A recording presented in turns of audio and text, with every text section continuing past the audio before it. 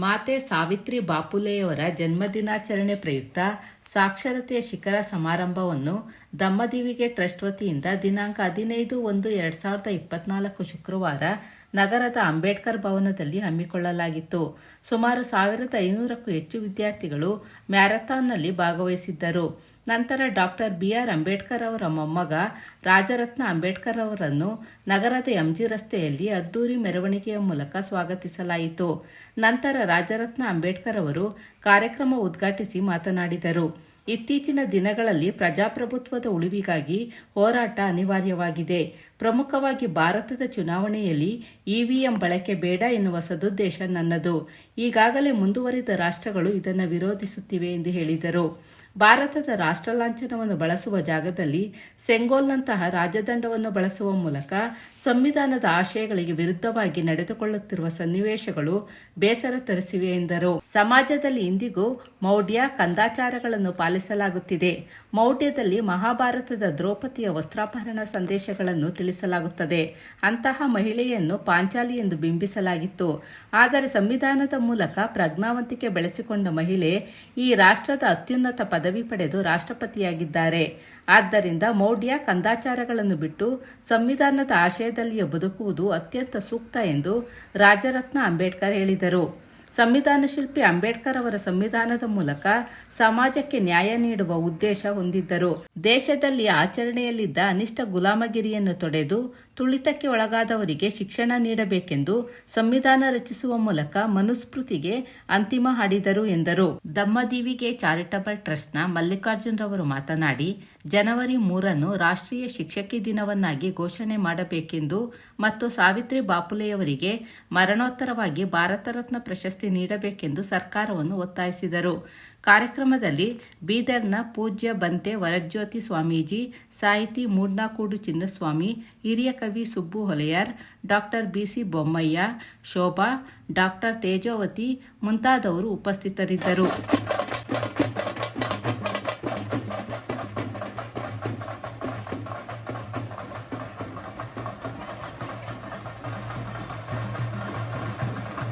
ಅಧ್ಯಕ್ಷರು ಯಾರು ಮಾಡಕ್ಕಾಗ್ಲಿಲ್ಲ. ಇಂಥ ಒಂದು ಗುಂಪು ಕಟ್ಟಿ ಒಬ್ಬರು ಸೈನ್ಯ ಕಟ್ಟಿ ಮುಂದೆ ನಿಂತವರಿಗೆ ಮತ್ತು ಪ್ರಗತಿಪರ ಹೋರಾಟಗಾರರಿಗೆ ಮತ್ತು ನಿರಂಜನ್ ಅವರಿಗೆ, ವಿಶೇಷವಾಗಿ ನಿರಂಜನ್ ಅವರು ಈ ಒಂದು ಕಾರ್ಯಕ್ರಮಕ್ಕೆ ಆಗಮಿಸಿ ಪುಷ್ಪವೃಷ್ಟಿಯನ್ನ ಮಾಡ್ತಾ ಇರ್ತಕ್ಕಂಥ ನಿರಂಜನ್ ಅವರಿಗೆ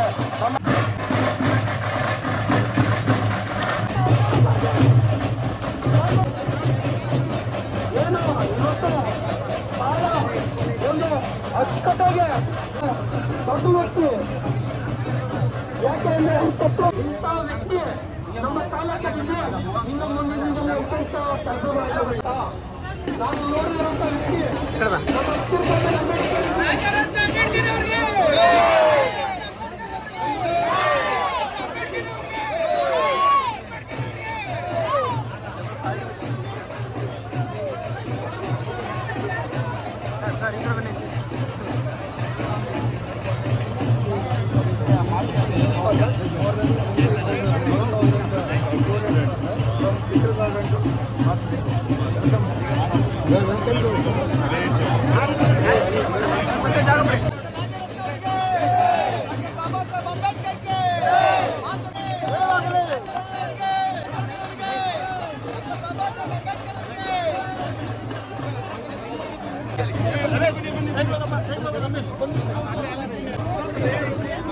ಡಾಕ್ಟರ್ ರಾಜರತ್ನರ್ ಅವರಿಗೆ, ಡಾಕ್ಟರ್ ಬಾಬಾ ಸಾಹೇಬ್ ಅಂಬೇಡ್ಕರ್ ಅವರಿಗೆ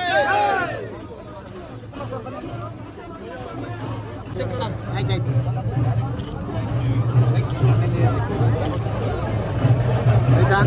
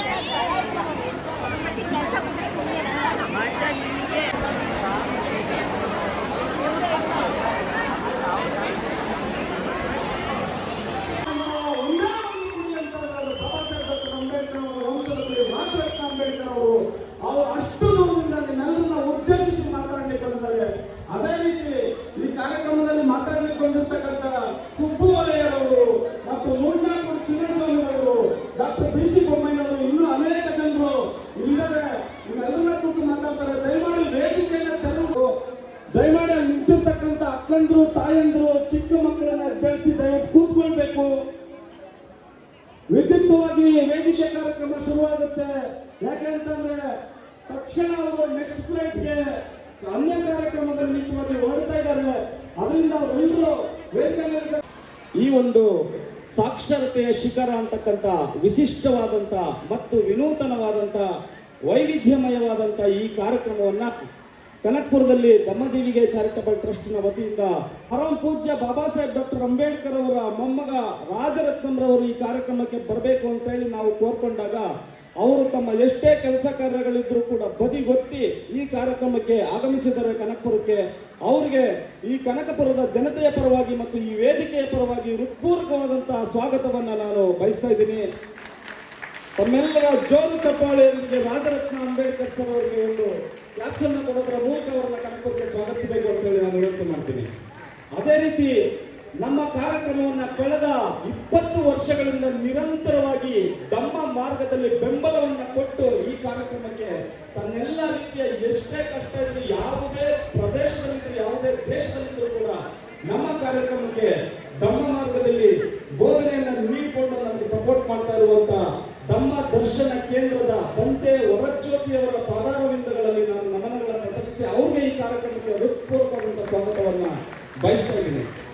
ಅದೇ ರೀತಿ ಈ ಕಾರ್ಯಕ್ರಮಕ್ಕೆ ಮತ್ತೊಬ್ಬ ನನ್ನ ಆತ್ಮೀಯ ಸ್ನೇಹಿತರು, ಅಂದ್ರೆ ಬರಹಗಳ ಮೂಲಕ ಸ್ನೇಹಿತರಾಗಿರ್ತಕ್ಕಂಥ, ಸಾಹಿತ್ಯದ ಮೂಲಕ ಸ್ನೇಹಿತರಾಗಿರ್ತಕ್ಕಂಥ, ನನ್ನ ನೆಚ್ಚಿನ ಸ್ನೇಹಿತರಾಗಿರ್ತಕ್ಕಂಥ ಮೂರ್ನಾಕೋಡು ಚಿನ್ನಸ್ವಾಮಿ ಸರ್ ಅವರನ್ನ ಕ್ರಿಯಾಶೀಲ ಬರಹಗಾರರು ಮತ್ತು ಬೌದ್ಧ ವಿಚಾರವಾದಿಗಳಾಗಿರ್ತಕ್ಕಂಥ ಮೂರ್ನಾಕೋಡು ಚಿನ್ನಸ್ವಾಮಿ ಅವ್ರನ್ನ ಕೇಳ್ಕೊಂಡಾಗ ಅತ್ಯಂತ ಸಂತೋಷದಿಂದ ಒಪ್ಪಿ ಈ ಕಾರ್ಯಕ್ರಮಕ್ಕೆ ಬಂದಿದ್ದಾರೆ. ಅವ್ರಿಗೆ ನಾನು ಆತ್ಮೀಯವಾದಂತಹ ಸ್ವಾಗತವನ್ನ ಬಯಸ್ತೀನಿ. ಅದೇ ರೀತಿ ಈ ಕಾರ್ಯಕ್ರಮಕ್ಕೆ ಮತ್ತೊಬ್ಬ ನನ್ನ ಆತ್ಮೀಯ ಸ್ನೇಹಿತರು ಮತ್ತು ವಿಚಾರವಾದಿಗಳು ಮತ್ತು ಪ್ರಖರ ವಿಚಾರವಾದಿಗಳಾಗಿರ್ತಕ್ಕಂಥ ಸುಬ್ಬು ವಲಯರ್ ಸರ್ ಅವರನ್ನ ಈ ಕಾರ್ಯಕ್ರಮಕ್ಕೆ ತಾವು ಬರಬೇಕು ಅಂತ ಹೇಳಿ ನಾನು ಅವರನ್ನ ಮುಖತಃ ಭೇಟಿಯಾಗಿಲ್ಲ, ದೂರವಾಣಿನಲ್ಲೇ ಭೇಟಿಯಾಗಿರ್ತೀನಿ. ಇನ್ಕ್ಲೂಡಿಂಗ್ ನಮ್ಮ ಮೂರ್ನಾಕೋಡು ಚಿನ್ನಸ್ವಾಮಿ ಸರ್ ಅವರನ್ನು ಕೂಡ ದಮ್ಮದ ಒಂದು ಕಾರ್ಯದಲ್ಲಿ ಚಟುವಟಿಕೆಯಲ್ಲಿ ಇರ್ತಕ್ಕಂಥ ಸುಬ್ಬು ವಲಯರ್ ಸರ್ ಅವರು ನಮ್ಮನ್ನ ಬೆಂಬಲಿಸೋದಕ್ಕೆ ಈ ಕಾರ್ಯಕ್ರಮಕ್ಕೆ ಆಗಮಿಸಿದ್ದಾರೆ ಮತ್ತು ಕನಕಪುರದ ಜನತೆಗೆ ತಮ್ಮ ಬೆಂಬಲವನ್ನು ಕೊಟ್ಟಿದ್ದಾರೆ. ಅವರಿಗೆ ನಾನು ಈ ಸಂದರ್ಭದಲ್ಲಿ ಹೃತ್ಪೂರ್ವಕವಾದಂತಹ ಸ್ವಾಗತವನ್ನು ಬಯಸ್ತೀನಿ. ಹಾಗೆಯೇ ನಮ್ಮ ಕಾರ್ಯಕ್ರಮದಲ್ಲಿ ಇದ್ದು ಎಲ್ಲ ರೀತಿಯ ಒಡನಾಟ ಮತ್ತು ಸಪೋರ್ಟ್ ಅನ್ನ ಸಹಕಾರವನ್ನು ನೀಡಿ ಈ ಕಾರ್ಯಕ್ರಮವು ಇಷ್ಟೊಂದು ಅಚ್ಚುಕಟ್ಟಾಗಿ ನಡೀಲಿಕ್ಕೆ ಅವರೆಲ್ಲೇ ಇದ್ರೂ ಕೂಡ ನಮಗೆ ಮಾರ್ಗದರ್ಶನವನ್ನು ಕೊಟ್ಟಿರ್ತಕ್ಕಂಥ ಡಾಕ್ಟರ್ ಬಿ ಸಿ ಬೊಮ್ಮಯ್ಯರವರು ಅಮ್ಮ ಚಾರಿಟಬಲ್ ಟ್ರಸ್ಟ್ ಮತ್ತು ಹೃದಯ ರೋಗ ತಜ್ಞರು, ಅವ್ರಿಗೆ ರಾಜ್ಯೋತ್ಸವ ಪ್ರಶಸ್ತಿ ಪುರಸ್ಕರ್ತರು ಕೂಡ ಅವ್ರಿಗೂ ನಾನು ಈ ಸಂದರ್ಭದಲ್ಲಿ ಹೃತ್ಪೂರ್ವಕವಾದಂತಹ ಸ್ವಾಗತವನ್ನು ಬಯಸ್ತೀನಿ. ಮತ್ತೆ ಅದೇ ರೀತಿ ಈ ಕಾರ್ಯಕ್ರಮವನ್ನ 20 ವರ್ಷಗಳಿಂದಲೂ ಸಹ ನಿರಂತರವಾಗಿ ವೇದಿಕೆಯಿಂದ ಹಿಡಿದು ಒಂದು ಸಣ್ಣ ಗುಂಡು ಸೂಜಿ ಬೇಕು ನಮ್ಗೆ ನಾಗರಾಜಣ್ಣ ಅವರು ಅಂತಂದ್ರು ಕೂಡ ಅವರು ಒಂದು ಚೂರು ಬೇಜಾರು ಮಾಡ್ಕೊಳ್ದೇನೆ, ಯಾವ ಪ್ರತಿಫಲಾಪೇಕ್ಷೆನೂ ಇಲ್ಲದೇನೆ ಈ ಕಾರ್ಯಕ್ರಮಕ್ಕೆ ತಮ್ಮ ತನು ಮನ ಧನ ಎಲ್ಲ ರೀತಿಯ ಬೆಂಬಲವನ್ನ ಕೊಡ್ತಾ ಇರ್ತಕ್ಕಂಥ ಶಿಕ್ಷಣ ಇಲಾಖೆಯ ನೌಕರರಾಗಿರ್ತಕ್ಕಂಥ MC ನಾಗರಾಜ್ ಸರ್ ಅವ್ರನ್ನ ನಾನು ಹೃತ್ಪೂರ್ವಕವಾಗಿ ಸ್ವಾಗತಿಸ್ತೀನಿ ಈ ಕಾರ್ಯಕ್ರಮಕ್ಕೆ. ಮತ್ತೊಬ್ಬ ಸನ್ಮಾನಿತರಾಗಿ ಈ ಕಾರ್ಯಕ್ರಮಕ್ಕೆ ಬಂದಿರತಕ್ಕಂಥ ಮೈಸೂರಿನ ಕ್ರಿಯಾಶೀಲ ವ್ಯಕ್ತಿಯಾಗಿರ್ತಕ್ಕಂಥ ನಾಗಾ ಮಾರ್ಷಲ್ ಆರ್ಟ್ಸ್ನ ಕಲಾವಿದರಾಗಿರ್ತಕ್ಕಂಥ ಮತ್ತು ಅದರ ಸಂಸ್ಥಾಪಕ ಅಧ್ಯಕ್ಷರಾಗಿರ್ತಕ್ಕಂಥ ಬಹುಜನ ಚಳವಳಿಯ ನಾಯಕರಾಗಿರ್ತಕ್ಕಂಥ ಕರಾಟೆ ಸಿದ್ದರಾಜರವರನ್ನು ಕೂಡ ನಾನು ಈ ಸಂದರ್ಭದಲ್ಲಿ ಹೃತ್ಪೂರ್ವಕವಾಗಿ ಸ್ವಾಗತಿಸ್ತೀನಿ. ಮತ್ತೊಬ್ಬ ಸ್ನೇಹಿತರಾಗಿರ್ತಕ್ಕಂಥ ಗಿರೀಶ್ ಅವರು ಮಲ್ಲಪ್ಪನದೊಡ್ಡಿಯ ಸಮಾಜಮುಖಿ ಚಿಂತಕರು, ಅವರು ಈ ಕಾರ್ಯಕ್ರಮದಲ್ಲಿದ್ದಾರೆ. ಅವರನ್ನು ಕೂಡ ನಾನು ಅತ್ಯಂತ ಹೃತ್ಪೂರ್ವಕವಾಗಿ ಸ್ವಾಗತಿಸ್ತೀನಿ. ಅದೇ ರೀತಿ ಈ ಕಾರ್ಯಕ್ರಮವು ಇಲ್ಲಿ ನಡೀಬೇಕಾದ್ರೆ ತುಂಬಾ ಯಶಸ್ವಿಯಾಗಿ ಎಲ್ಲ ರೀತಿಯಿಂದನೂ ತನ್ನ ತನು ಮನವನ್ನ ಧನವನ್ನ ಭೌತಿಕವಾಗಿ ಅರ್ಪಿಸಿರ್ತಕ್ಕಂಥ ಡಾಕ್ಟರ್ VS ತೇಜವತಿ ಅವರಿಗೂ ಕೂಡ ನಾನು ಈ ಸಂದರ್ಭದಲ್ಲಿ ಹೃತ್ಪೂರ್ವಕವಾದಂತಹ ಸ್ವಾಗತವನ್ನು ಬಯಸ್ತೀನಿ. ಹಾಗೆಯೇ ಈ ಕಾರ್ಯಕ್ರಮದಲ್ಲಿರ್ತಕ್ಕಂಥ ಮತ್ತೊಬ್ಬ ಚಳುವಳಿ ಕಾರ್ಯಕರ್ತೆಯಾಗಿರ್ತಕ್ಕಂಥ ಶೋಭಾರವರು, ಲತಾರವರು ಬರಬೇಕಾಗಿತ್ತು ದಾನ್ ಫೌಂಡೇಶನ್ ನಿಂದ, ಆದ್ರೆ ಅವರ ಪರವಾಗಿ ಶೋಭಾರವರು ಬಂದಿದ್ದಾರೆ. ಅವ್ರಿಗೂ ಕೂಡ ನಾನು ಈ ಸಂದರ್ಭದಲ್ಲಿ ಹೃತ್ಪೂರ್ವಕವಾದಂತಹ ಸ್ವಾಗತವನ್ನು ಬಯಸ್ತೀನಿ. ಹಾಗೆಯೇ ಈ ಕಾರ್ಯಕ್ರಮಕ್ಕೆ ಮತ್ತಿಬ್ಬರು ಮೇರು ವ್ಯಕ್ತಿಗಳು ದುಡಿದು ಈ ಕಾರ್ಯಕ್ರಮದಲ್ಲಿ ಆಡಿಟೋರಿಯಂನ ಮತ್ತು ಮೆರವಣಿಗೆಯನ್ನ, ಈ ಈವೆಂಟ್ನ ಸಕ್ಸಸ್ಫುಲ್ ಆಗಿ ನಡೆಸಿರ್ತಕ್ಕಂಥ ಮಮತಾ ಅವ್ರಿಗೆ ಮತ್ತು ವರಲಕ್ಷ್ಮಿ ಅವ್ರಿಗೆ ದಾನ್ ಫೌಂಡೇಶನ್ನ ಕಾರ್ಯಕರ್ತರು ಮಹಾದೇವಮ್ಮ ಅವ್ರಿಗೆ ಮತ್ತು ಎಲ್ಲ ದಾನ್ ಫೌಂಡೇಶನ್ನ ಮಹಿಳಾ ತಾಯಂದಿರಿಗೆ ನಾನು ಈ ಸಂದರ್ಭದಲ್ಲಿ ವೈಯಕ್ತಿಕವಾಗಿ ಹೃತ್ಪೂರ್ವಕವಾದಂತಹ ಸ್ವಾಗತವನ್ನು ಬಯಸ್ತೀನಿ. ಮಮತಾ ಅವರು ಮತ್ತು ವರಲಕ್ಷ್ಮಿ ಅವರು ದಯಮಾಡಿ ವೇದಿಕೆಗೆ ಬರಬೇಕು, ಅವರಿಬ್ಬರೂ ಆಗಮ್ಮ ಅವರು ಕೂಡ ದಯಮಾಡಿ ವೇದಿಕೆಗೆ ಬರಬೇಕು ಹಾಗಂತ ನಾನು ವಿನಂತಿ ಮಾಡ್ತೀನಿ. ಹಾಗೆ ಈ ಕಾರ್ಯಕ್ರಮದಲ್ಲಿ ಬೆಳಗಿನ ಸೆಷನ್ನಲ್ಲಿ ಒಂದು ಮ್ಯಾರಥಾನ್ ಅನ್ನ ನಡೆಸಲಿಕ್ಕೆ ಅಭೂತಪೂರ್ವವಾದಂತ ಮ್ಯಾರಥಾನ್ ಅನ್ನ ನಡೆಸಿ ಮಕ್ಕಳ ಮನಸ್ಸಿಗೆ 14 ವರ್ಷದವ್ರಿಗೆ, 17 ವರ್ಷದವ್ರಿಗೆ, 19 ವಯಸ್ಸಿನವ್ರಿಗೆ, ಅದರ ಒಳಗಡೆ ಇರ್ತಕ್ಕಂಥ ಎಲ್ಲಾ ಮಕ್ಕಳಿಗೂ ಕೂಡ ಮಾತೆ ಸಾವಿತ್ರಿಬಾಯಿ ಫುಲೆಯವರ ಅಕ್ಷರ ಕ್ರಾಂತಿಯನ್ನ ಮತ್ತೆ ಜ್ಯೋತಿಬಾ ಫುಲೆಯವರ ಶಿಕ್ಷಣ ಕ್ರಾಂತಿಯನ್ನ ಅವರ ಮನಸ್ಸಿಗೆ ತುಂಬಿದಂತ RES ಸಂಸ್ಥೆಯ ಮತ್ತು ದೈಹಿಕ ಶಿಕ್ಷಣ ಇಲಾಖೆಯ ಎಲ್ಲ ದೈಹಿಕ ಶಿಕ್ಷಣ ಶಿಕ್ಷಕ ಬಂಧುಗಳಿಗೆ, ಶಿಕ್ಷಕಿಯರಿಗೂ ಸಹ ನಾನು ಈ ಸಂದರ್ಭದಲ್ಲಿ ಪೂರ್ವಕವಾದಂತ ಸ್ವಾಗತವನ್ನ ಬಯಸ್ತೀನಿ. ನಮಗೆ ಸಪೋರ್ಟ್ ಮಾಡಿರ್ತಕ್ಕಂಥ RES ಸಂಸ್ಥೆಗೆ, ದೇಗಲಮಠ ಸಂಸ್ಥೆಗೆ, ಮಾನಸ ಸಂಸ್ಥೆಗೆ, ಎಲ್ಲಾ ಸಂಸ್ಥೆಗೂ ಕೂಡ ನಾನು ಈ ಸಂದರ್ಭದಲ್ಲಿ ಪೂರ್ವಕವಾದಂತ ಸ್ವಾಗತವನ್ನ ಬಯಸ್ತೀನಿ. ಹಾಗೇನೆ ಈ ಕಾರ್ಯಕ್ರಮದಲ್ಲಿ ಮೆರವಣಿಗೆಯನ್ನು ಅಭೂತಪೂರ್ವವಾಗಿ ಅದ್ದೂರಿಯಾಗಿ ನಡೆಸಿಕೊಟ್ಟಂತ ತಮಟೆ ಕಲಾವಿದರಿಗೆ, ಜಾನಪದ ಕಲಾವಿದರಿಗೆ, ಪೌರ ಕಾರ್ಮಿಕರಿಗೆ ಮತ್ತು ಇಲ್ಲಿ ದುಡ್ದಿರ್ತಕ್ಕಂಥ ಪ್ರತ್ಯಕ್ಷವಾಗಿ ಪರೋಕ್ಷವಾಗಿ ಎಲ್ಲ ರೀತಿಯಿಂದನೂ ದುಡಿದು ನಮ್ಗೆಲ್ಲಾ ರೀತಿಯ ನೆರವು ಸಹಕಾರಗಳನ್ನು ಕೊಟ್ಟಿರ್ತಕ್ಕಂಥ ಕನಕಪುರದ ಹೊರಗಿನ ಎಲ್ಲ ಜನತೆಗೆ ನಾನು ಹೃತ್ಪೂರ್ವಕವಾದಂಥ ಸ್ವಾಗತವನ್ನು ಬಯಸ್ತಾ, ಮತ್ತು ವಿಶೇಷವಾಗಿ ನನ್ನ ಕುಟುಂಬ ಸದಸ್ಯರಿಗೂ ಕೂಡ ನಾನು ಎಷ್ಟೊತ್ತಿಗೆ ಮನೆಗೆ ಹೋಗ್ಲಿ, ಯಾವಾಗಲೇ ಮನೆಗೆ ಹೋಗ್ಲಿ, ಯಾರ ಜೊತೆಲೇ ಮಾತಾಡ್ಲಿ, ಯಾವ ಆತಂಕನೂ ಇಲ್ಲದೆ ಬೇಸರನೂ ಮಾಡ್ಕೊಳ್ದೆ ನನ್ನ ಬಿಟ್ಬಿಟ್ಟಿದ್ದಾರೆ. ನೀವೇನಾದ್ರು ಮಾಡ್ಕೊ ಬರೋಗಪ್ಪ ಅಂತೇಳಿ ನಮ್ಮ ಇಡೀ ಕುಟುಂಬದ ಎಲ್ಲ ಸದಸ್ಯರಿಗೂ ಕೂಡ ನಾನು ಈ ಸಂದರ್ಭದಲ್ಲಿ ಪೂರ್ವಕವಾದ ಸ್ವಾಗತ ಬಯಸ್ತೀನಿ. ಮತ್ತು ಅಚ್ಚುಕಟ್ಟಾದಂಥ ಪೊಲೀಸ್ ಬಂದೋಬಸ್ತಿನ ವ್ಯವಸ್ಥೆ ಕಲ್ಪಿಸಿಕೊಟ್ಟಂತ ಆ ಪೊಲೀಸರಿಗೆ, ಮಾಧ್ಯಮದ ಮಿತ್ರರಿಗೆ, ಎಲೆಕ್ಟ್ರಾನಿಕ್ ಮೀಡಿಯಾದವ್ರಿಗೆ, ಪ್ರಿಂಟ್ ಮೀಡಿಯಾದವ್ರಿಗೆ ಎಲ್ಲರಿಗೂ ಸಹ ಇರ್ತಕ್ಕಂಥ ಪ್ರತಿಯೊಬ್ಬ ಕಾರ್ಯಕರ್ತರಿಗೂ, ಕಾಳೆಯನವ್ರಿಗೆ, ಮುಸ್ಲಿಂ ಬಂಧುಗಳಿಗೆ, ಜೈಬಾ ಅವ್ರಿಗೆ, ರೇಷ್ಮಾ ಅವ್ರಿಗೆ, ತಬಾಸಮ್ ಅವ್ರಿಗೆ, ಸಲ್ಮಾ ಅವ್ರಿಗೆ ಹೇಳಿದ್ರೆ ನಾನು 1000 ಜನದ ಮುಸ್ಲಿಂ ಹೆಂಗಸರ ಹೆಸರು ಹೇಳಬಲ್ಲೆ. ಆದ್ರೆ ಅವರೆಲ್ಲರಿಗೂ ಕೂಡ, ಎಲ್ಲ ತಾಯಂದ್ರು ಕ್ಷಮಿಸಬೇಕು, ತಮ್ಮೆಲ್ಲರಿಗೂ ಕೂಡ ನಾನು ಈ ಸಂದರ್ಭದಲ್ಲಿ ಹೃತ್ಪೂರ್ವಕವಾದಂಥ ಸ್ವಾಗತವನ್ನು ಬಯಸಿ ನಾನು ಒಂದೆರಡು ಪ್ರಾಸ್ತಾವಿಕ ನುಡಿಗಳನ್ನು ಮಾತಾಡಬೇಕಾಗಿದೆ. ಯಾಕೆಂತಂದ್ರೆ ಈಗ ಜನವರಿ 3ನೇ ತಾರೀಕು ಈ ದೇಶದಲ್ಲಿ ಸಾವಿತ್ರಿಬಾಯಿ ಫುಲೆಯವರ ಜನ್ಮ ಜಯಂತಿ ಕಾರ್ಯಕ್ರಮ ನಡೀತಿದೆ. ಸೊ ಜನ್ಮ ಜಯಂತಿ ಕಾರ್ಯಕ್ರಮವನ್ನ ಇಡೀ ಸರ್ಕಾರ, ಕೇಂದ್ರ ಸರ್ಕಾರ, ರಾಜ್ಯ ಸರ್ಕಾರ, ಗ್ರಾಮ ಪಂಚಾಯಿತಿ ಸರ್ಕಾರದವರೆಗೆ ತನ್ನ ನೈತಿಕವಾದಂತ ಜವಾಬ್ದಾರಿಯಿಂದ ಸಾವಿತ್ರಿಬಾಯಿ ಫುಲೆ ಅವರ ಜನ್ಮ ಜಯಂತಿಯನ್ನು ಆಚರಿಸಬೇಕಾಗಿತ್ತು. ಯಾಕೆ ಆಚರಿಸಬೇಕು ಅಂತಂದ್ರೆ ಈ ದೇಶದಲ್ಲಿ 4800 ವರ್ಷಗಳ ಕಾಲ ಈ ದೇಶದಲ್ಲಿ ಮಹಿಳೆಯರಿಗೆ ವಿದ್ಯಾಭ್ಯಾಸ ಇಲ್ಲ, SC STಗಳಿಗೆ ವಿದ್ಯಾಭ್ಯಾಸ ಇಲ್ಲ, ಶೂದ್ರರಲ್ಲಿರ್ತಕ್ಕಂಥ 6000 ಜಾತಿಗಳು, 1 ಲಕ್ಷ ಜಾತಿ ಜನಾಂಗಗಳಿಗೆ ಎಜುಕೇಶನ್ ಇಲ್ಲ. ಹಾಗಾದ್ರೆ ಈ ಶೂದ್ರ ಮತ್ತು ಅಸ್ಪೃಶ್ಯರು ಮಹಿಳೆಯರಿಗೆ ಅಕ್ಷರ ಕಲಿತಕ್ಕಂಥ ಅರ್ಹತೆ ಇರಲಿಲ್ವಾ? ಅರ್ಹತೆ ಇತ್ತು. ಆದ್ರೆ ಅರ್ಹತೆ ಇದ್ರು ಅವಕಾಶಗಳನ್ನ ನಿಷೇಧಿಸಲಾಗಿತ್ತು. ಮನುವಾದಿಗಳು ಮತ್ತು ಬ್ರಾಹ್ಮಣರು ಪುರೋಹಿತಶಾಹಿಗಳ ಕ್ರೂರ ದಬ್ಬಾಳಿಕೆಗೆ ಸಿಕ್ಕಿ ಈ ಜನಸಮೂಹ ನುಚ್ಚು ನೂರಾಗಿ ತನ್ನ ಬದುಕು ಭವಿಷ್ಯವನ್ನ ಕಳ್ಕೊಂಡ್ಬಿಟ್ಟಿತ್ತು. ಅಂತ ಕಾಲಘಟ್ಟದಲ್ಲಿ ಈ ಜನಸಮುದಾಯಗಳ ಪರವಾಗಿ ಎದ್ದು ಹೋರಾಟ ಮಾಡಿದಂಥವರು 1848 ಜನವರಿ 1ನೇ ತಾರೀಕು ಮಹಾರಾಷ್ಟ್ರ ರಾಜ್ಯದ ಪೂನಾ ನಗರದ ಬುಧವಾರಪೇಟೆಯ ಬಿಡೇವಾಡ ಅಂತಕ್ಕಂಥ ಗ್ರಾಮದಲ್ಲಿ ಇಲ್ಲಿ ಕೂತಿರ್ತಕ್ಕಂಥ ಎಲ್ಲಾ ಜನರ ಮಕ್ಕಳ ಮನಸ್ಸಲ್ಲಿ, ಮಕ್ಕಳ ನಾಲಿಗೆ ಮೇಲೆ ಅಕ್ಷರ ಬರೆದಿರ್ತಕ್ಕಂಥ ದಂಪತಿಗಳು ಯಾರಾದ್ರೂ ಇದ್ದಾರೆ ಅಂತಂದ್ರೆ ಅವರು ಪುಲೆ ದಂಪತಿಗಳು. ಒಡಿರಿ ಒಂದು ಕ್ಲಾಸ್ನ ಅಂತ ಪುಲೆ ದಂಪತಿಗಳ ಜನ್ಮ ಜಯಂತಿಯನ್ನ ಈ ಭಾರತ ದೇಶದ ಸಾಮಾಜಿಕ ಅಂತರಂಗಕ್ಕೆ ಕವಿದಿದ್ದಂತ ಕಗ್ಗತ್ತಲೆಯನ್ನ ಅಕ್ಷರ ರೂಪದ ಮೂಲಕ, ಅಕ್ಷರದ ಬೆಳಕಿನ ಮೂಲಕ ಈ ಸಾಮಾಜಿಕ ಅಂತರಂಗಕ್ಕೆ ಕವಿದಿದ್ದ ಕಗ್ಗತ್ತಲೆ ತೊಡೆದು ಹಾಕಿರ್ತಕ್ಕಂಥವ್ರು ಪುಲೆ ದಂಪತಿಗಳು. ಇಂಥ ಪುಲೆ ದಂಪತಿಗಳು ಎಲ್ಲ 1ನೇ ತರಗತಿಯಿಂದ MBBS, IAS, IIT, IPS, IRS ಇಂಥ ಎಲ್ಲ ಸಿಲೆಬಸ್ಗಳಲ್ಲಿ ಇವ್ರು ಇರಬೇಕಾಗಿತ್ತು, ಇವ್ರ ಪಾಠ ಪ್ರವಚನಗಳು ಇರಬೇಕಾಗಿತ್ತು. ಆದ್ರೆ ಇಲ್ಲ. ಯಾಕಿಲ್ಲ ಅಂತಂದ್ರೆ ಅವರು ಫೂಲ್ ಮಾಲಿ ಜಾತಿಯ ಬಣಜಿಗ ಬಲಿಜ ಜನಾಂಗಕ್ಕೆ ಸೇರ್ತಾರೆ ಅನ್ನೋ ಕಾರಣಕ್ಕೆ ಚರಿತ್ರೆಯಿಂದನೇ ಅವರನ್ನ ತೆಗೆದು ಬಿಟ್ಟಿದ್ದಾರೆ. ಚರಿತ್ರೆಯ ಕಾಲಗರ್ಭಕ್ಕೆ ತುಳಿದು ಅವರನ್ನ ತಪ್ಪೆ ಮಾಡಿಬಿಟ್ಟಿದ್ದಾರೆ. ಆದ್ರೆ ಇಂಥ ಟ್ರಸ್ಟ್ಗಳು, ಇಂಥ ಅನೇಕ ವಿಚಾರವಾದಿಗಳು, ಇಲ್ಲಿ ಕೂತಿರ್ತಕ್ಕಂಥ ಎಲ್ಲ ನನ್ನ ತಂದೆ ತಾಯಿಗಳು ಅವರ ಬಗ್ಗೆ, ಸಾಕ್ಷರತೆಯ ಶಿಖರದ ಬಗ್ಗೆ, ಸಾಕ್ಷರ ಲೋಕದ ಶಿರೋಮಣಿಯ ಬಗ್ಗೆ, ಅಕ್ಷರ ಜಗತ್ತಿನ ಆಶಾಕಿರಣದ ಬಗ್ಗೆ, ಅಕ್ಷರದ ಅತಿರಥರ ಬಗ್ಗೆ, ಅಕ್ಷರದ ಅಡಿಗಲ್ಲುಗಳ ಬಗ್ಗೆ 100 ಪದಗಳನ್ನ, 100 ಕವಿತೆಗಳನ್ನ, 100 ಸಾಹಿತ್ಯಗಳನ್ನ ಬರೆದಿದ್ದಾರೆ. ಅದನ್ನ ನಿಮ್ಮ ಮೈಂಡ್ಗೆ ಆಗ್ತಾ ಇದ್ದಾರೆ, ನಿಮ್ಮ ಮನಸ್ಸಿಗೆ ಆಗ್ತಾ ಇದ್ದಾರೆ. ಅದರ ಮೂಲಕ ಇತ್ತೀಚೆಗೆ ಮಾತೆ ಸಾವಿತ್ರಿಬಾಯಿ ಫುಲೆಯವರ ಬಗ್ಗೆ ಮತ್ತು ಜ್ಯೋತಿಬಾ ಫುಲೆಯವರ ಬಗ್ಗೆ ಒಂದಷ್ಟು ವಿಚಾರಗಳು, ಕ್ರಾಂತಿಗಳು ಮತ್ತು ಅಲ್ಲಲ್ಲೇ ಪ್ರತಿಭಟನೆಗಳು, ಚಳುವಳಿಗಳು ಮತ್ತು ಅವರನ್ನು ತುಂಬಿಕೊಳ್ತಕ್ಕಂಥ ಕೆಲಸವೂ ಆಗ್ತಾ ಇದೆ. ಆದರೆ ಇದನ್ನ ಹೆಚ್ಚು ಮಾಡಬೇಕಾಗಿರ್ತಕ್ಕಂಥ ಕೆಲಸ ಇದೆಲ್ಲದನ್ನು ಕೂಡ ಒಂದೇ ಸಾರಿಗೆ ಇದನ್ನ ಸಕ್ಸಸ್ಫುಲ್ ಆಗಿ ಮಾಡಬೇಕಾಗಿರ್ತಕ್ಕಂಥ ಕೆಲಸ ಯಾರ ಕೈಯಲ್ಲಿ ಸಾಧ್ಯ ಅಂತಂದ್ರೆ ಕೇಂದ್ರ ಮತ್ತು ರಾಜ್ಯ ಸರ್ಕಾರಗಳ ಕೈಯಲ್ಲಿ ಸಾಧ್ಯ. ಆದ್ರೆ ಅವರು ಮಾಡ್ತಾ ಇಲ್ಲ. ಯಾಕೆ ಮಾಡ್ತಾ ಇಲ್ಲ ಅಂತಂದ್ರೆ ಅವ್ರಿಗೆ ಬೇಕಾಗಿರ್ತಕ್ಕಂಥದ್ದು ಸಾವಿತ್ರಿಬಾಯಿ ಫುಲೆ ಅಲ್ಲ, ಸರಸ್ವತಿ ಬೇಕು. ಅವ್ರಿಗೆ ಬೇಕಾಗಿರ್ತಕ್ಕಂಥದ್ದು ಜ್ಯೋತಿಬಾ ಫುಲೆ ಅಲ್ಲ, ಗಣೇಶ ಬೇಕು. ಸೊ ಗಣೇಶನ ಮೂಲಕ, ಸರಸ್ವತಿಯ ಮೂಲಕ ನಿಮ್ಮನ್ನ ಮತ್ತೆ ಅಂಧಕಾರಕ್ಕೆ ತಗೊಂಡೋಗ್ಬೇಕು. ವಿಶೇಷವಾಗಿ ಈ ಸಾರಿ ರಾಮನ್ ಬಂದ್ಬಿಟ್ಟಿದ್ದಾರೆ. ಶ್ರೀರಾಮನ ಮಂತ್ರಾಕ್ಷತೆಯನ್ನ ಪ್ರತಿ ದಲಿತ ಕೇರಿಗಳಿಗೆ ಆಗ್ತಾ ಇದ್ದಾರೆ, ಕಳಿಸ್ತಾ ಇದ್ದಾರೆ. ಸೊ ದಲಿತ ಕೇರಿಗಳಿಗೆ ಮಂತ್ರಾಕ್ಷತೆಯನ್ನ ಕಳಿಸ್ತಾ ಇದ್ರಲ್ಲ ಸ್ವಾಮಿ, 4800 ವರ್ಷಗಳ ಕಾಲ ವಿದ್ಯೆ ಇಲ್ಲದೆ ನರಳಿದಾರಲ್ಲ ಈ ಜನ.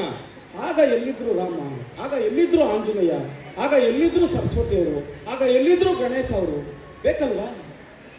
ಸೊ ಯಾಕೆ ಅಂತಂದ್ರೆ ನಿಮ್ಮನ್ನ ಮತ್ತಷ್ಟು ಅಂಧಕಾರಕ್ಕೆ ತಗೊಂಡೋಗ್ಬೇಕು, ನಿಮ್ಮನ್ನ ಮತ್ತಷ್ಟು ಮೌಢ್ಯಕ್ಕೆ ದೂಡಬೇಕು, ನಿಮ್ಮನ್ನ ಮತ್ತಷ್ಟು ಮೂಢನಂಬಿಕೆಗಳಿಗೆ ತಗೊಂಡೋಗ್ಬೇಕು ಅನ್ನೋ ಕಾರಣಕ್ಕಾಗಿ ಇವತ್ತು ಕೇಂದ್ರ ಮತ್ತು ರಾಜ್ಯ ಸರ್ಕಾರಗಳು ಎರಡೂ ಸಹ, ಮತ್ತೆ ಬ್ಯೂರೋಕ್ರಸಿನಲ್ಲಿ ಕೂತಿರ್ತಕ್ಕಂಥ ಅನೇಕ ಜಾತಿವಾದಿ ಅಧಿಕಾರಿಗಳು ಸಹ ಸಾವಿತ್ರಿಬಾಯಿ ಫುಲೆಯನ್ನ, ಜ್ಯೋತಿಬಾ ಫುಲೆಯನ್ನ ನೆನೆಸ್ಕೊಳ್ತಿಲ್ಲ.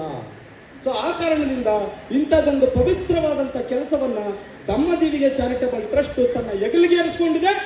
ಇದು 100 ವರ್ಷ ಆದ್ರೂ ನಾನು ಬದುಕಿರೋವರೆಗೂ, ನನ್ನ ಟ್ರಸ್ಟ್ ಬದುಕಿರೋವರೆಗೂ ಇಂಥ ಅನೇಕ ವಿಚಾರವಾದಿಗಳನ್ನ, ಇಂಥ ಅನೇಕ ಮಹಿಳೆಯರನ್ನ, ಇಂಥ ಅನೇಕ ಯುವಕರನ್ನ, ಯುವತಿಯರನ್ನ, ಯಾರ್ಯಾರಿದ್ದಾರೆ ಎಲ್ಲರನ್ನೂ ಸಂಘಟಿಸಿ ಫುಲೆ ದಂಪತಿಗಳನ್ನ ಅವರ ಮನಸ್ಸು ಮನೆಗಳಿಗೆ ಚಿರಸ್ಥಾಯಿಯಾಗಿ ನೆಲೆಗೊಳಿಸುವ ಕೆಲಸವೇ ನಮ್ದು. ಅದನ್ನ ಮಾತ್ರ ನಾವು ಜವಾಬ್ದಾರಿ ತಗೊಂಡಿದ್ರೆ ಅದರ ಪಾರುಪತ್ಯದಾರಿಕೆ, ವಾರಸುದಾರಿಕೆಯನ್ನ ಕನಕಪುರದ ದಮ್ಮದೇವಿಯ ಚಾರಿಟಬಲ್ ಟ್ರಸ್ಟ್ ತಗೊಂಡಿದೆ. ನಾವು ಅದನ್ನ ಮಾಡ್ತೀವಿ ಅಂತ ಹೇಳ್ತಾ ಈ ವೇದಿಕೆಯಲ್ಲಿ ನನಗೆ ಮಾತನಾಡಲಿಕ್ಕೆ ಅವಕಾಶ ಕೊಟ್ಟಂತ ಎಲ್ರಿಗೂ, ದಮ್ಮದೇವಿಯ ಚಾರಿಟಬಲ್ ಟ್ರಸ್ಟ್ನ ಗೌರವಾನ್ವಿತ ಬಂಧುಗಳಿಗೆ, ಈ ಕನಕಪುರದ ಎಲ್ಲ ಗೌರವಾನ್ವಿತ ನಾಗರಿಕರಿಗೆ ನಾನು ಇಲ್ಲಿಂದ ವಂದಿಸಿ ನನ್ನ ಮಾತನ್ನ ಮುಗಿಸ್ತೀನಿ. ಜೈ ಭೀಮ್, ಜೈ ಭಾರತ್, ಜೈ ಫುಲೆ, ಜೈ ಸಾವಿತ್ರಿಬಾಯಿ ಫುಲೆ. ಸ್ವಾಗತಿಸಿದಂತಹ ದಮ್ಮದೇವಿಗೆ ಚಾರಿಟಬಲ್ ಟ್ರಸ್ಟ್ನ ಅಧ್ಯಕ್ಷರು ಶ್ರೀಯುತ ಮಲ್ಲಿಕಾರ್ಜುನ್ ಸರ್ ಅವರಿಗೆ ಜೋರಾದ ಚಪ್ಪಾಳೆ ಮೂಲಕ ಅವ್ರನ್ನ ಗೌರವಿಸೋಣ. ಹಾಗೂ ಈ ಒಂದು ಕಾರ್ಯಕ್ರಮಕ್ಕೆ ಸುಮಾರು 2 ತಿಂಗಳ ಕಾಲ ಸತತವಾಗಿ ಹಗಲು ರಾತ್ರಿ ಎನ್ನದೆ ಈ ಕಾರ್ಯಕ್ರಮವನ್ನು ಸಂಘಟಿಸಲು ಅವರು ದುಡಿದಿದ್ದಾರೆ. ಕನಕಪುರದ ಅತ್ಯಂತ ಸಂಘಟನಾ ಚತುರರು ಅವ್ರಿಗೆ ಈ ಒಂದು ಕಾರ್ಯಕ್ರಮದ ಪರವಾಗಿ ಹಾಗೂ ನಿಮ್ಮೆಲ್ಲರ ಪರವಾಗಿ ಪ್ರೀತಿಪೂರ್ವಕ ಸ್ವಾಗತವನ್ನ ಕೋರ್ತಾ ಇದ್ದೀವಿ. ದೀಪಂ ಜ್ಯೋತಿ ಪರಬ್ರಹ್ಮ ದೀಪಂ ಸರ್ವ ತಮೋಪಹ ದೀಪೇನ ಸಾಧಿತೆ ಸರ್ವಂ ಮಮ ಶತ್ರು ವಿನಾಶಾಯ.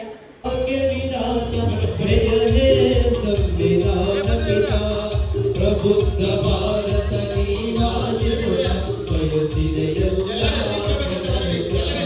ಪ್ರಬುದ್ಧ ಭಾರತ ನಿವಾಸಿಸುತ್ತ ಬಯಸಿದೆ ಎಲ್ಲ ಜನಹಿತ.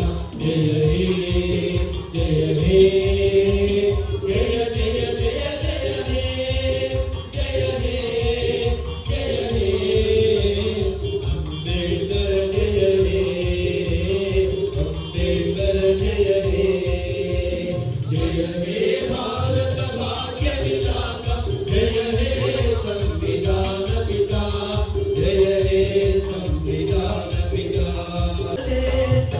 ಭೂಮಿ ಪದ ವೈವಿಧ್ಯತೆ ಕೊಡುವುದು ಸಮಾನತೆ ಮೇಲು ಕೀಳಿನ ಮನೋಭಾವನೆ ನೀಡಿದ ಮತ್ತೆ ಘನತೆ ತೊಳೆದು ಹಾಕಿದೆ ಜಲ ಜಲ ಭಾಷೆ ಲಿಂಗದ ಕಾಲ ಹಾಕಿದೆ ಜಲ ಜಲ ಭಾಷೆ ಲಿಂಗದ ಕಾಲ ಸಮಯ ಸಮತೆ ಸ್ವಾತಂತ್ರ್ಯ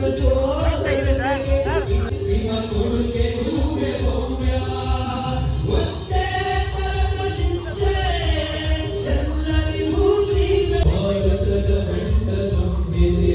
ಜಯ ಹೇ ಜಯ ಹೇ ಅಂಬೇಡ್ಕರ್ ಜಯ ಹೇ ಜಯ ಹೇ ಭಾರತ ಭಾಷೆಯ ಅಸಮಾನತೆಯನ್ನು ಅಳಿಸಿ ಹಾಕುತ್ತಿದೆ ನೀ ಕೊಟ್ಟ ಮೀಸಲಾತಿ. ಅಸಮಾನತೆಯನ್ನು ಅಳಿಸಿ ಹಾಕುತ್ತಿದೆ ನೀ ಕೊಟ್ಟ ಮೀಸಲಾತಿ. ಎಲ್ಲ ಜನರು ಒಂದೇ ವೀರ ಭಾರತಕ್ಕೆ ತಂದೆ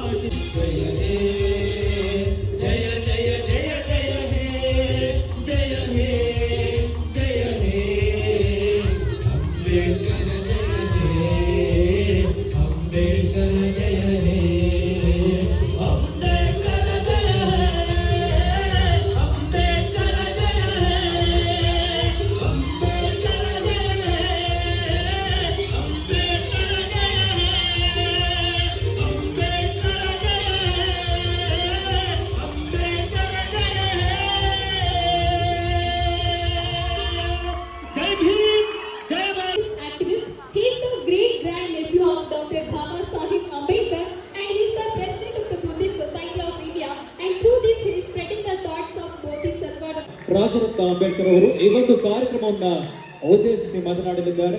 ತಮ್ಮ विश्व रत्न बोधिसत्व डॉक्टर बाबा साहब अम्बेडकर और आज जिनकी हम जयंती मना रहे हैं ऐसे परम पूजनीय परम वंदनीय विश्व वंदनीय माता सावित्रीबाई फुले डॉक्टर बाबा साहब अम्बेडकर जी ने जिनको महापुरुषों ने महानायिकाओं ने हमारे हक और अधिकार की लड़ाई लड़ी, उन सभी महापुरुषों को महानायिकाओं को मैं वंदन करता हूँ, नमन करता हूँ।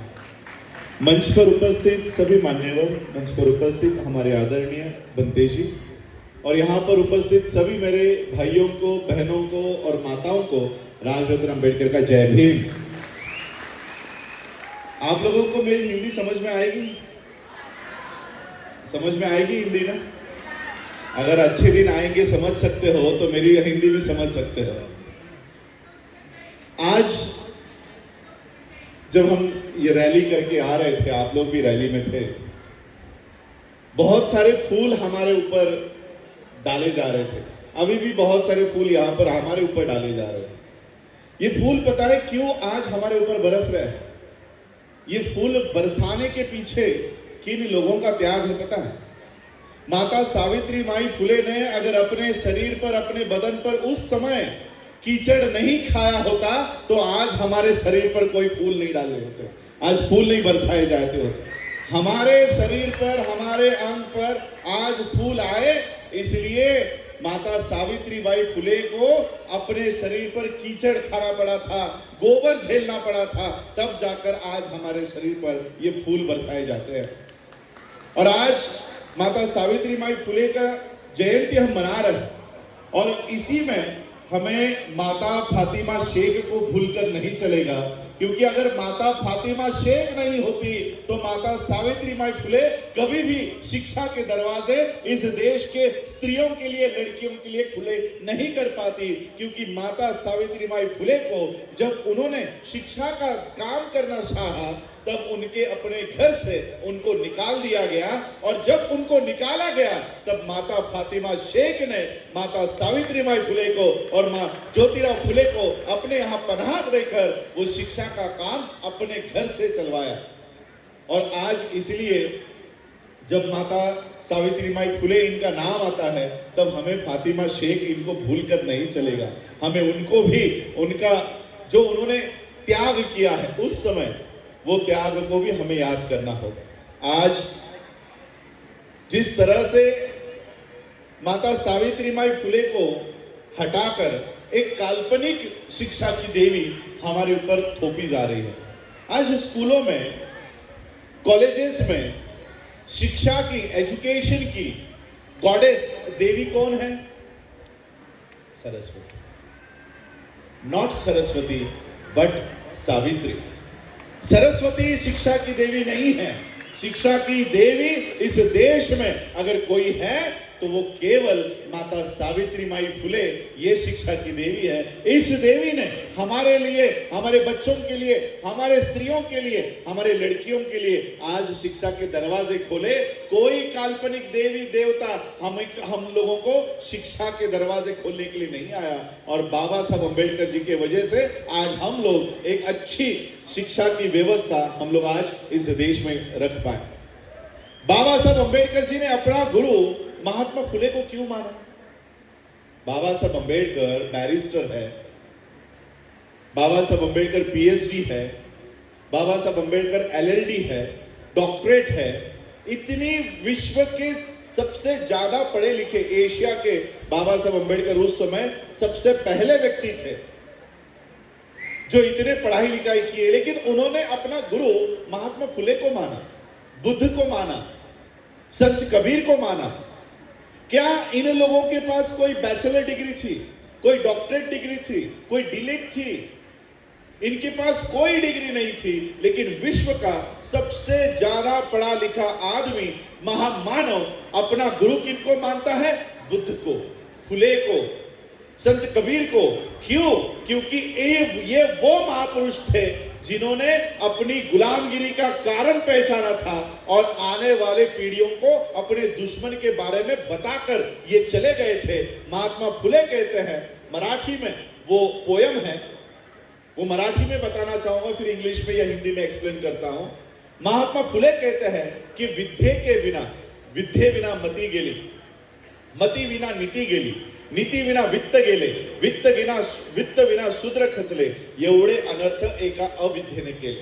यानी विद्या के बिना, शिक्षा के बिना मती गई, मती यानी बुद्धि गई, बुद्धि जाने के बाद नीति गई। हम लोग प्लानिंग नहीं कर पाए, और प्लानिंग नहीं कर पाए इसलिए हमारे पैसे हाथ से चले गए, वित्त चला गया, और इसी वजह से इस देश के हुक्मरान लोग, राजा लोग, इस देश पे एक समय पर सम्राट अशोका के कार्यकाल में जिनका राज इस देश पे हुआ करता था, वो लोग शूद्र बन गए, वो लोग गुलाम बन गए।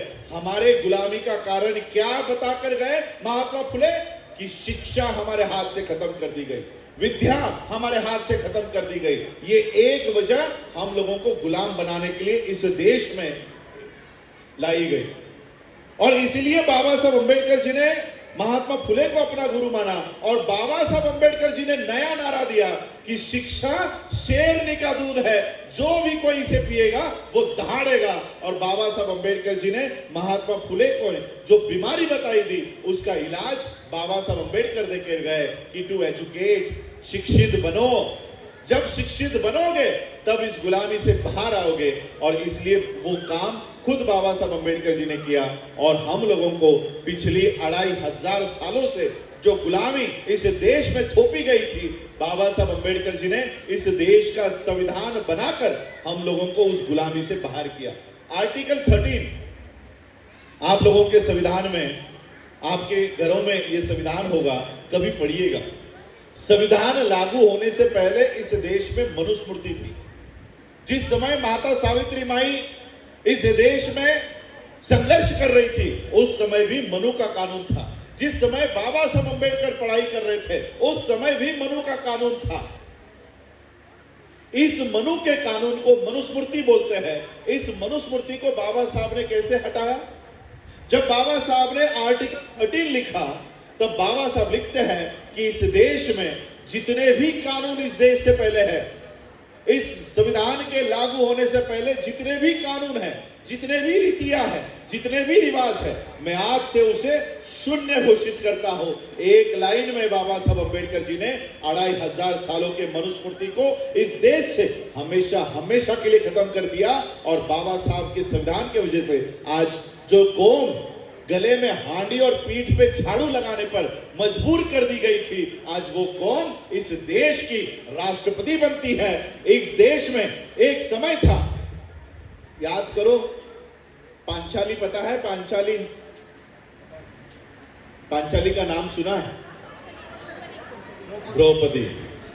उस द्रौपदी के साथ क्या हुआ था? उसी मनु के कानून में जब इस देश में मनुस्मृति का राज था, तब उसी द्रौपदी को जुए में लगाया गया, और उसी द्रौपदी की साड़ी बड़ी सभा में उतारने का काम इस देश के मनु के कानून में हुआ। मनुस्मृति के कानून में स्त्रियों को बदन पर कपड़ा पहनने का अधिकार नहीं था। बाबा साहब अंबेडकर ऐसा कानून देकर गए कि जिस मनु के कानून में जिस द्रौपदी का चीरहरण किया जाता था, बाबा साहब के कानून में उसी द्रौपदी को राष्ट्रपति पद पर बिठाया गया। ये काम बाबा साहब अंबेडकर जी के संविधान में हुआ। लेकिन आज सिर्फ बाबा साहब ने ये काम किया है, इसलिए हम लोगों को कंफर्ट जोन में हम लोगों को जाकर नहीं चलेगा। हम लोगों को इस संविधान को बचाने के लिए भी आज मुझे बहुत अच्छा आपके रैली में लग रहा था कि मुस्लिम महिलाएं भी उतनी ही संख्या में दिखाई दे रही थी, और यहां पर आप भी बैठी हुई है। यह है सही मायने में माता सावित्री माई की जयंती। माता सावित्री माई की जयंती जब तक मुस्लिम महिलाएं आकर नहीं मनाती, तब तक माता सावित्री माई की जयंती इस देश में नहीं बन सकती। और आज मुझे बहुत दिल से खुशी हो रही है कि आज मुस्लिम महिलाएं भी माता सावित्री माई की जयंती में शामिल थी। आज सही मायने में सावित्री माई की जयंती हम लोग देख रहे हैं। और आने वाले समय में जिन कानूनों से माता सावित्री माई हमको निकाल कर गई है, बाबा साहब अंबेडकर हमें निकाल कर गए हैं, जिस मनु के काले कानून से निकाल कर गए हैं, हमें हमें हमेशा इस कानून को फिर से भारत में लागू होने से रोकना होगा। इतना ही नहीं, सिर्फ माता सावित्री माई को मदद करने के लिए सिर्फ मुस्लिम समाज आगे नहीं था। जब बाबा साहब अंबेडकर जी को यह कहा गया कि संविधान लिखने की जिम्मेदारी या संविधान लिखने का काम जो आप करने जा रहे हो, बाबा साहब को यह कहा गया कि बाबा साहब संविधान सभा के दरवाजे ही नहीं तो खिड़कियां भी हमने आपके लिए बंद रखी है। हम आपको संविधान भारत का बनाने ही नहीं देंगे, हम आपको उस संविधान सभा में आने ही नहीं देंगे। बाबा साहब चिंतित थे कि अगर मैं उस संविधान सभा में नहीं गया तो मेरे लोगों के हक और अधिकार की बातें मैं कैसे लिख पाऊंगा, इस देश के लोगों को एक अच्छा कानून कैसे दे पाऊंगा। बाबा साहब को कोई भी संविधान सभा में आने नहीं देना चाहता था। उस समय पश्चिम बंगाल के मुसलमानों ने बाबा साहब को पश्चिम बंगाल में बुलाया और बाबा साहब को पश्चिम बंगाल से संविधान सभा की सीट पर चुनकर बाबा साहब को संविधान सभा में भेजने का काम किया। इस देश का संविधान बनाने में भी इस देश के मुसलमानों का उतना ही साथ है जो बाबा साहब अंबेडकर जी को मिला। और आज मैं इस देश के मुसलमानों से और एक अपील करना चाहूंगा, जिस समय बाबा साहब इस देश का संविधान बनाना चाहते थे, इस देश की मनु की व्यवस्था, मनुवादी लोग, ब्राह्मणी व्यवस्था के लोग बाबा साहब को संविधान बनाने नहीं दे रहे थे। उस समय आपके पूर्वज, आपके दादा दादी ये बाबा साहब के साथ खड़े थे। बाबा साहब को संविधान सभा में भेजने के लिए वो लोग बाबा साहब को संविधान सभा में भेज रहे थे। आज भी उसी संविधान को बचाने की बारी आई है, उसी संविधान की रक्षा करने की बारी आई है। जिस समय आपके पूर्वज बाबा साहब की साथ दे रहे थे, आज वही संविधान को बचाने के लिए मैं पूरे भारत भर में लड़ रहा हूं। आज भी मुझे आप लोगों के साथ और सहयोग की जरूरत है। जैसे आपने बाबा साहब का साथ दिया था, वैसे ये साथ आप मुझे भी दोगे, ऐसी अपेक्षा मैं आप लोगों से करता हूं। और आने वाले समय में जो लोग इस देश को फैसिज्म की ओर लेकर जाना चाहते हैं, अब देश के संसद में संविधान नहीं रहा, सेंगोल नाम का राजदंड आज वहां पर आ गया है। अब संविधान के दायरे में काम नहीं होगा, सेंगोल नाम का राजदंड आ गया है। धीरे धीरे इस देश से डेमोक्रेसी खत्म हो जाएगी, फैसिज्म इस देश में आ जाएगा और इस देश को सिर्फ 4 या 5 परिवार मिलकर चलाने का काम करेंगे। और इसलिए बाबा साहब हमें एक बहुत बड़ी ताकत देकर गए। मैं कर्नाटक के लोगों का और तहे दिल से शुक्रिया अदा करना चाहूंगा। पिछले 6 महीने पहले कर्नाटक ने इस देश के लोगों को एक उदाहरण पेश किया है कि किसी के भी शराब के ऊपर, किसी के भी साड़ियों के कपड़ों के ऊपर, किसी के भी पैसों के ऊपर हम अपने जीवन का जो सबसे बड़ा अधिकार है, जो बाबा साहब ने हमको दिया है, वोट का अधिकार, किसी के बहकावे में नहीं बेचेंगे। और कर्नाटक के लोगों ने यह साबित करके दिया कि जो फैसिज्म को इस देश में लाएगा, हम उसको संसद की संविधान सभा की सीढ़ियां चढ़ने नहीं देंगे। ये उदाहरण पूरा देश आने वाले समय में फॉलो करेगा, ऐसी अपेक्षा मैं करता हूं। और आने वाले समय में बाबा साहब ने दिया हुआ अधिकार इस देश का और हमारे जीवन का सबसे बड़ा अधिकार, हमारे जीवन का सबसे बड़ा अधिकार घर खरीदना नहीं है, गाड़ी खरीदना नहीं है, बच्चों की शादियां करवाना नहीं है। हमारे जीवन का सबसे बड़ा अधिकार है हमारे ऊपर 5 साल कौन राज करेगा, ये तय करना। इस अधिकार का सही इस्तेमाल हमें आने वाले 3 महीनों में, 4 महीनों में करना है। इस देश में हिटलर जैसे लोग अगर नहीं रहे तो मोदी किस झाड़ की पत्ती है, योगी किस झाड़ की पत्ती है। ऐसे फैसिस्ट लोगों को दूर करने का, ऐसे फैसिस्ट लोगों को सत्ता से दूर करने का ताकत बाबा साहब हमें देकर गए। क्या कहकर गए? बाबा साहब एक ताकत हमें देकर गए। जो लोग हवा में उड़ने का काम करते हैं, आज इस देश में, कल उस देश में, हमेशा हवा में रहते हैं, वो लोग एक दिन जमीन पर उतरते हैं। अभी तो जमीन पर भी नहीं उतर रहे, आपके पैर धोने का नाटक करते हैं, पैर धोने का नाटक कर रहे हैं। क्यों?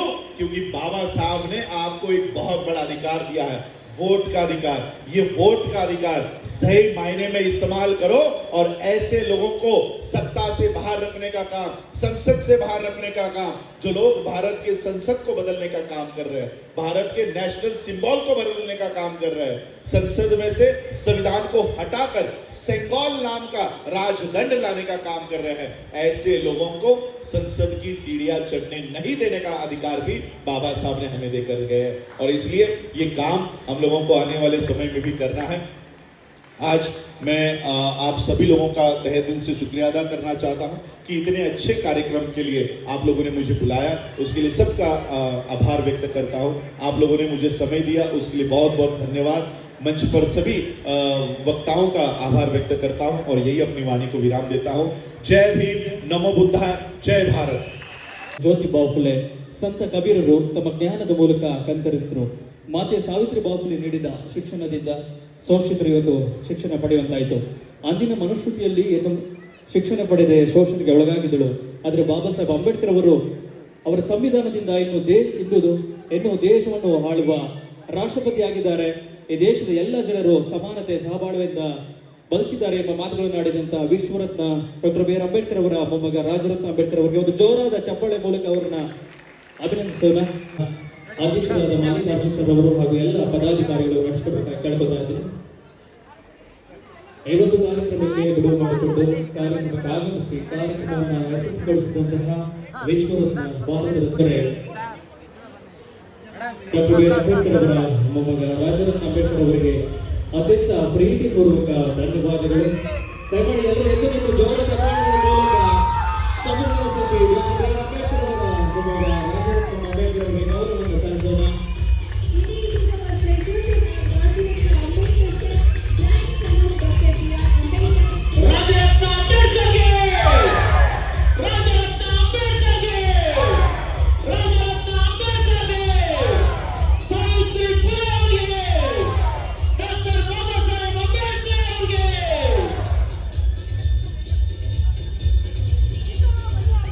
ಸರ್ಕಾರಿ ಪ್ರಬಂಧದ ಕಾಲೇಜು ಕನಕಪುರದ ಪ್ರಾಂಶುಪಾಲರು ರಾಜರತ್ನ ನೆರವೇರಿಸಿಕೊಡ್ತಾ ಇದ್ದಾರೆ.